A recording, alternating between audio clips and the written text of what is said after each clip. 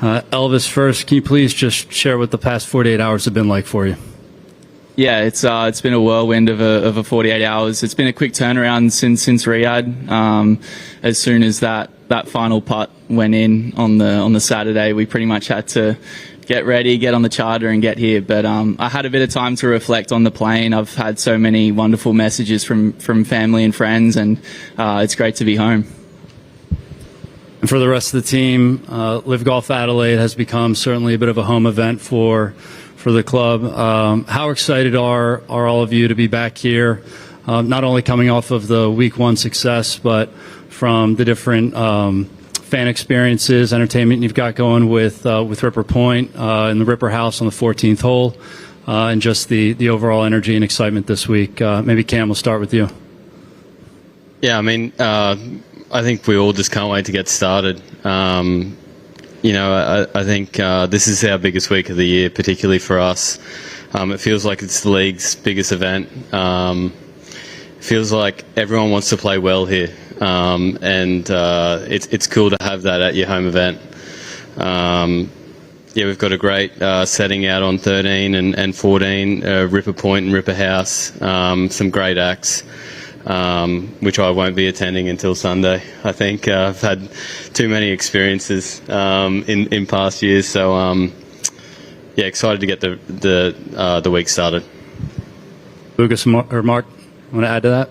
Yeah, I mean, it's obviously a massive week for us to play in front of the home crowd. It's a highlight of my year. The course is as good as I've probably ever seen it.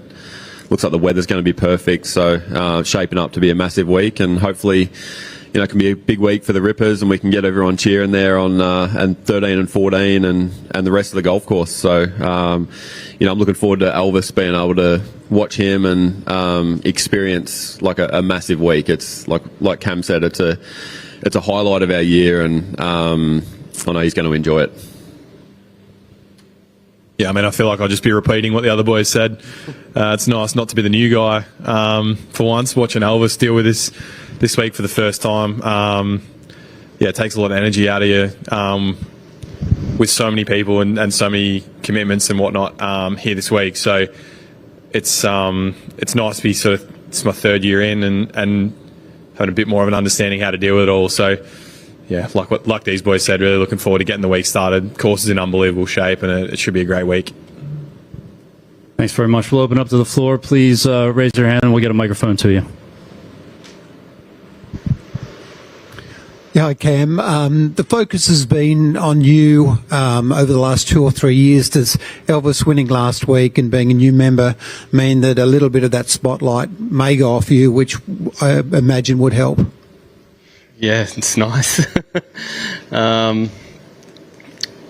mean, I don't think. I think it's it's our biggest week. It's the team's biggest week, and we all have so many commitments this week. It's draining, but it's what we expect. We know that we have to deal with it. We've been here plenty of times before now. It is Elvis's first time around, and I feel like the last couple of years, especially, we've done a better job of managing those the commitments and the outside stuff, so we're ready to play on Thursday. So we're all prepped for it. We're playing great golf. We're all playing really confidently, and it's nice for Elvis to come out here and immediately shine like he did last week. But can that free you up personally to concentrating on your game and not being the one name, the Australian name that everyone talks about? Maybe, perhaps. I mean, I still feel like there's a lot of pressure on myself and the team to perform well this week. Like we've all said, it's our biggest week of the year, and to have the home crowd behind you, you kind of don't want to let them down. So perhaps it's a little bit different this year, but I don't think it really changes what we're thinking about and what we want to achieve on Sunday.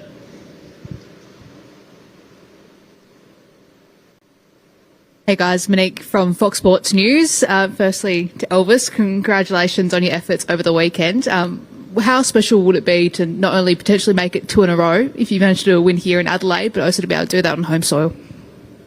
Yeah, it would be incredibly special. I think the important thing for me personally, and I think from the team's perspective, is just not get too complacent with what we achieved last week, which was something significant. But I think we now want to look forward and look for the next mountain to climb. And I think the next mountain is climbing Adelaide, and achieving the team win at home would be incredibly special. And I think we got a really good shot. We're all in great form, and the course is in great condition, and we're all feeling really confident. Elvis was once the recipient of your scholarship. How does it feel now playing alongside each other? Yeah, it's great. I mean, I when Elvis first come over for my scholarship, this whole idea of team golf and playing on an Australian team wasn't even really a thought. So it's all happened really quickly, and to think that a couple of years ago I was going to have a recipient in the team winning is pretty special. I don't think I would have thought it would happen that quick, but it has, and it's great. It's awesome. Elvis, mate, 20 months ago, you'd never won a golf tournament as a professional. You'd changed coaches, and you're redefining yourself as a pro golfer.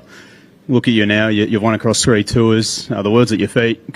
Bit of a pinch yourself moment where you are sitting now. Yeah, definitely. I still remember coming on the pod and chatting to you straight after the WA Open. The week before, actually, I was. Oh, it was the week before. I'm sorry. Yeah. I mean, I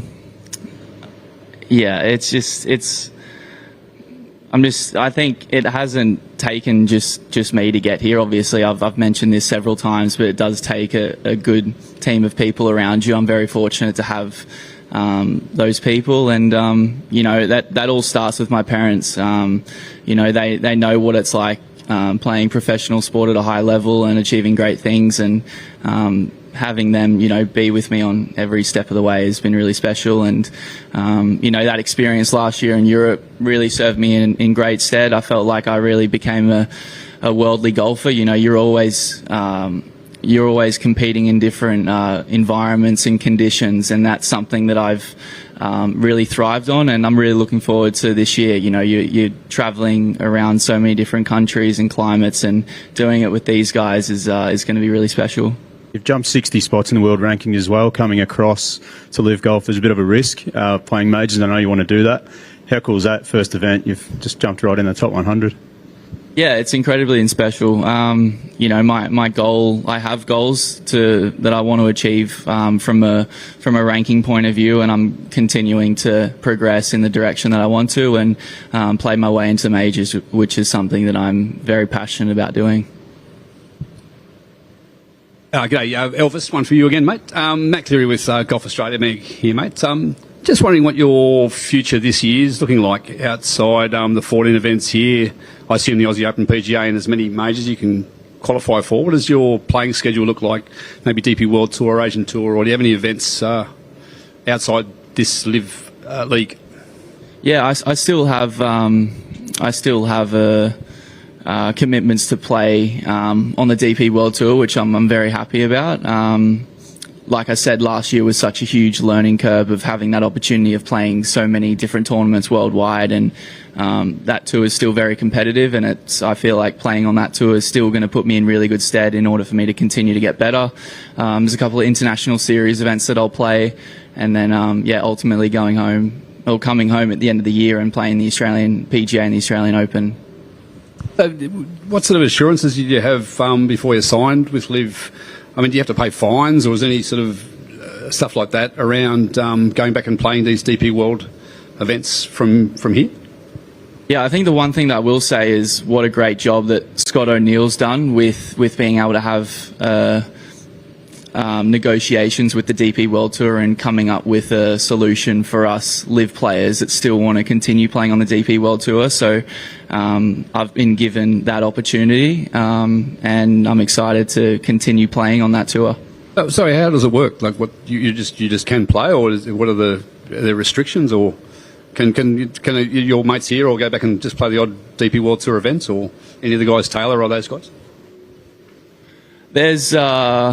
there's protocols to go through, and there's steps that that Liv are still going through with the DP World Tour, but we're really confident that we're able to move in a positive direction. All right, thanks, mate.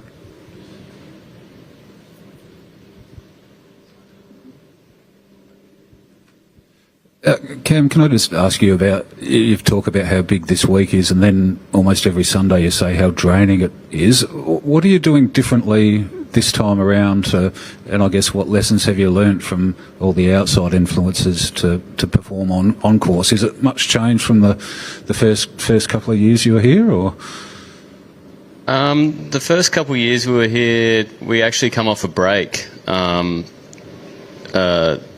the Masters, so we all kind of showed up really fresh and probably didn't realise how much it took out of us until last year. Last year was, we flew from Riyadh, same as we did this weekend, but and just felt like we didn't have time to prepare and sleep and do all the necessary steps to be prepared for Thursday or Friday. So we learned a bit off last year. Like I said, the commitments have probably got a little bit less, so we can spend more time on the golf course and more time like kind of getting over the jet lag. There's kind of certain things you need to do to get over that within 3 or 4 days. You want to be stepping up on Thursday ready to go. You don't want to be sleepy or tired or feel like you need a coffee halfway through a round. So that was definitely the case last year, and I feel like especially yesterday we did a really good job of managing that.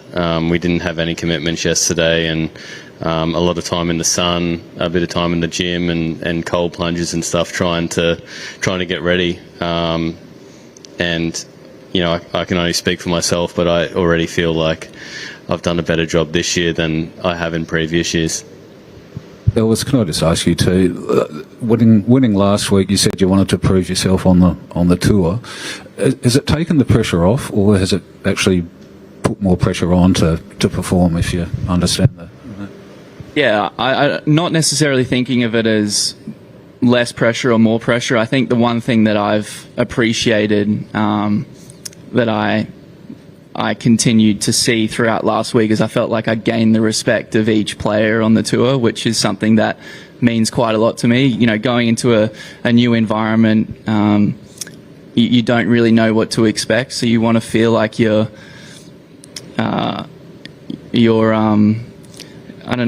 well respected by your competitors, and that's something that meant a lot to me. But in terms of what I want to feel moving forward, I think just trying to I feel like I can learn a lot from these guys up here, and I'm in an environment to do that.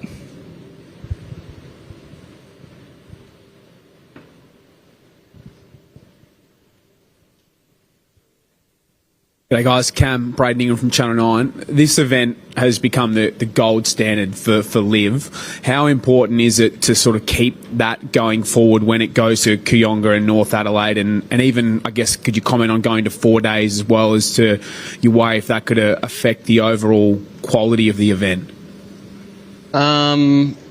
I don't think it's going to affect the quality of the event moving venues. I think Adelaide is a town that embraces big sporting events.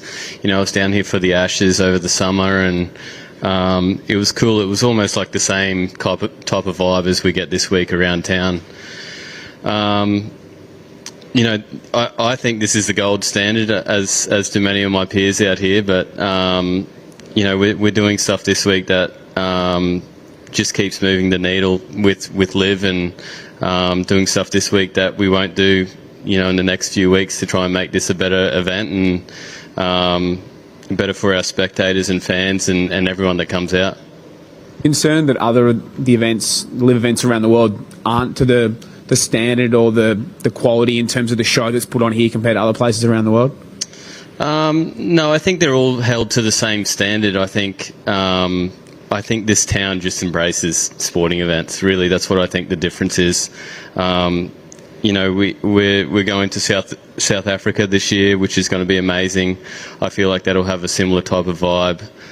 Even our event in Detroit, our team championship last year, and our individual championship last year in Indy had a similar type of vibe to what we get here. So we're moving in the right direction, I would say, around the world, but this is still the gold standard. Mark, you mentioned that you said how impeccable the course looks like. Can you just go into more detail as to what you noticed in that practice round you had a little earlier? I think it's just the coverage of grass is perfect. I mean, years past it's been really, really good, but I think it's just a little thicker this year, greener. I think the greens are healthy enough that they'll be able to get them really, really firm later in the week and they won't die. So I think, they've just done a great job with preparations, and what that does is just they're able to push it a little bit harder during the tournament, which makes it more difficult. And I think the better players come to the top when that's the case. Lads, generally when a rookie joins a team, there could be an element of hazing or giving the rookie a bit of stick. After last week, does Elvis get a pass, or are you going to still consider him a rookie? He's still copping all the shit. Yeah. All of it. Yeah.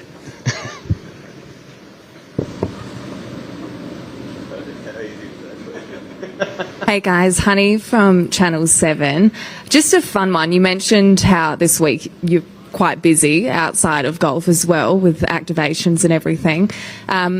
Obviously Saturday's Valentine's Day. Does anyone have any special plans for Saturday? Elvis does. Oh, Elvis. I don't have any plans. I did receive a really nice gift this morning, though, from, a particular individual here, so... Oh, gee whiz. Anyway, it is... I don't know. We'll see what happens. Let's just play good and we'll see what the week brings. Mike? So going back to the hazing question, I'm just curious, can you give us at least one example what the hazing involved? That question there is going to help us a lot. That's just given us a lot of fuel. So thank you very much. Really throwing me under the bus, but thank you. All right. There's one happening in the caddies. It's a slow burn at the moment, so I can't actually reveal what's happened. But there's a small one there that's going on that might reveal itself at some stage. All right, stay tuned. Mark, I did want to ask you, you may have the best stroke average on the watering hole. And he birdied it again today. He did, yeah. You just like the atmosphere. Didn't you do a shoey there at one point? Yeah, I think that was the first year on the Sunday afternoon. That was my last hole of the tournament. Some bloke threw me his shoe and it was out of someone else's shoe. It was disgusting, actually. But, I got a pretty good average there. Birdied it. Did I birdie it every day last year? I can't remember. But, I've had a fair few birdies there. So, I don't know. I enjoy the whole vibe of the place. It's nice to be able to, get them cheering and to feel like you're the sort of the home team guy or the hometown, person. It's pretty cool. So, hopefully I can do the same again this year. Thanks. Got time for one or two more.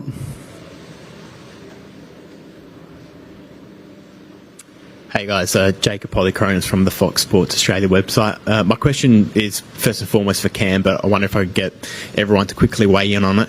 Could we just, now that we're a week on or a bit more from the WGR decision for you guys to get some world ranking points, how do you feel about it? How does it sit with you now?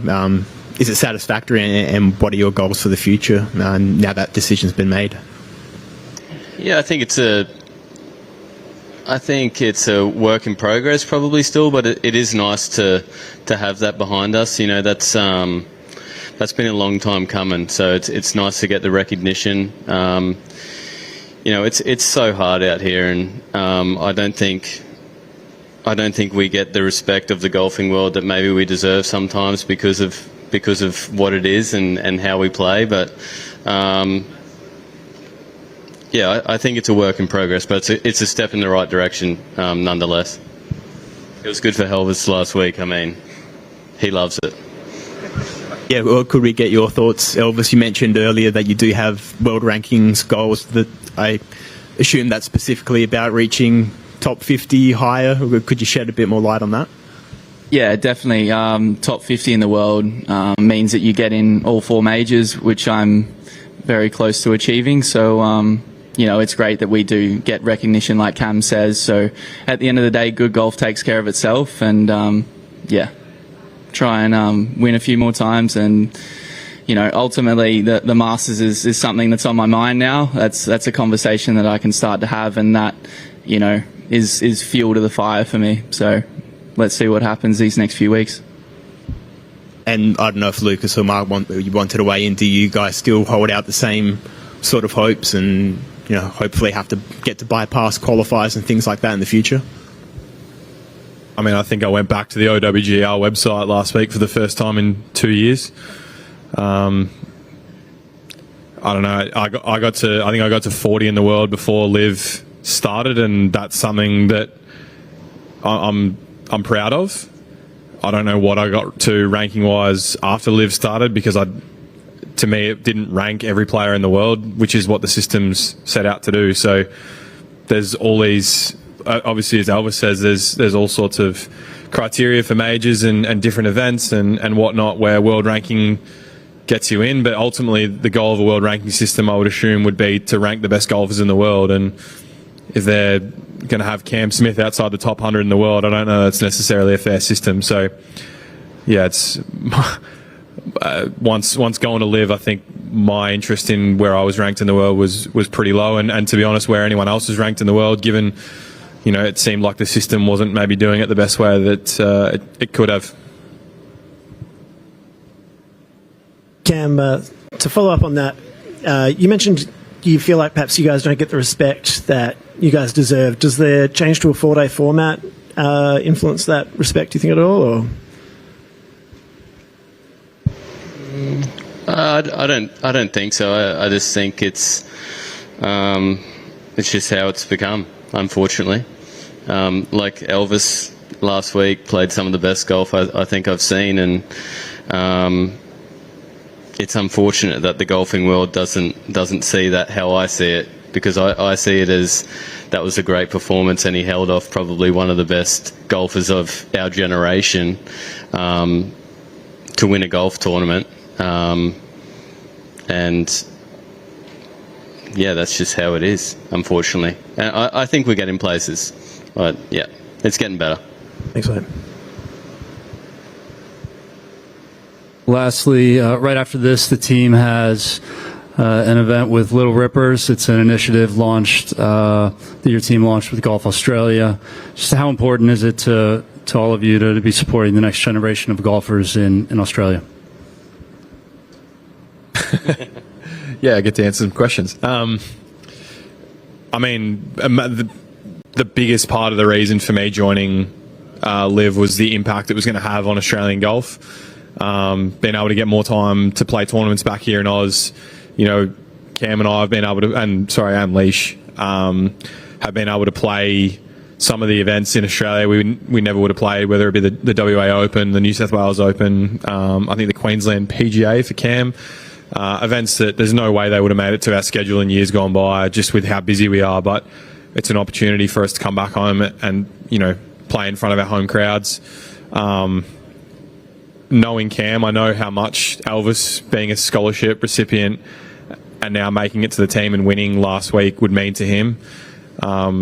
It's massive for us. We are constantly keeping up with what the junior golfers and amateur golfers through the Australian systems are doing, and Liv has given us a great ability to be able to keep on top of that more and see more of what's happening. So, to go to even more of a grassroots level of these kids out here this afternoon. We did a clinic at Australian Open as well, getting more kids into golf, getting them interested. For these guys, definitely for the three to my right, I'm not going to put myself in this category, but having idols to look up to like these three, I just think it's a big part of kids' futures, and golf's such a great vehicle to teach a lot of life lessons. So feels like we're doing a lot of great things. I hope other people see it the same way, but I feel like we're sitting up here doing really good things for the younger generation.